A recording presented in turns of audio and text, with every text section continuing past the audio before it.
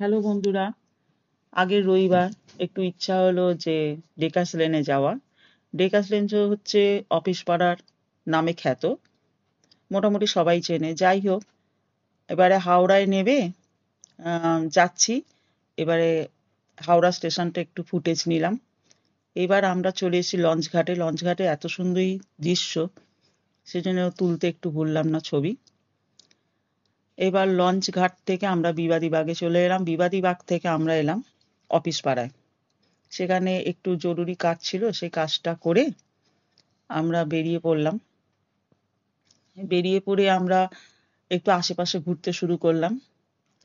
দেখতেই পাচ্ছ, তোমাদেরকেও দেখাচ্ছি। খুবই সুন্দর দৃশ্য। এবং সেখানে গিয়ে আমরা চিত্তবাবুর হোটেল, খুবই বিখ্যাত, সেখানে চলে এলাম। এসে ফিশ ফ্রাই খেলাম। এবং তার আগে আমরা ফুচকাও খেয়েছিলাম।